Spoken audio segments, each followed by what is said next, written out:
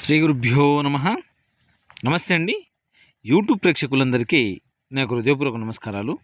మనం ఈరోజు ఈ యొక్క నల్లేరు కాడతో మరుగుమందును ఎలా తయారు చేసుకోవాలనే దాని గురించి ఈ వీడియోలో తెలుసుకుందాము. ముఖ్యంగా ఇది భార్యాభర్తల మధ్య ఉన్న సమస్యలు, ప్రేమించి దూరమైన వారికి ఇది పెట్టుకోవడం జరుగుతుంది.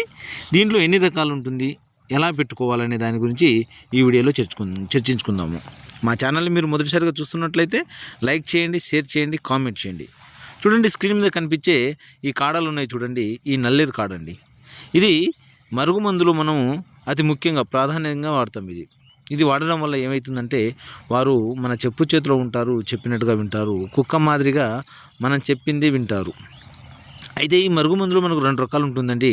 ఒకటి కడుపుకు పెట్టేది, మరొకటి వచ్చేసి తలకు, బట్టలకు, చెప్పులకు, ఒంటికి రాసేది. ఇది చూడండి, ఈ ఆయిలు తలకు, బట్టలకు, చెప్పులకు, ఒంటికి రాసేది. దీని పక్కన ఉన్నదే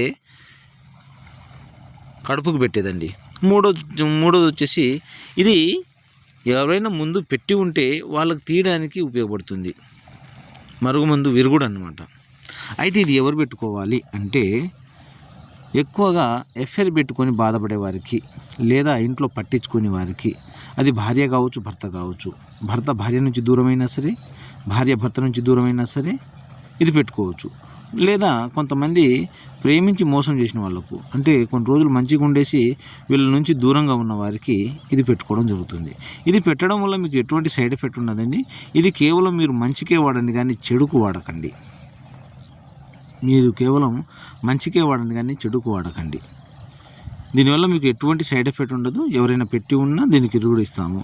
ఇంకో ముఖ్యంగా ఏంటంటే అండి, ఇది మా నుంచి దూరంగా ఉన్నారు, వాళ్ళకు పెట్టుకోలేను అన్న వారికి వారి యొక్క ఫోటోల మీదుగా, వారి యొక్క పేర్ల మీదుగా స్త్రీ పురుష వశీకరణం చేసి వీళ్ళు ఎక్కడ ఉన్నా సరే, ఎంత దూరంలో ఉన్నా సరే వీళ్ళను కలపడం జరుగుతుంది.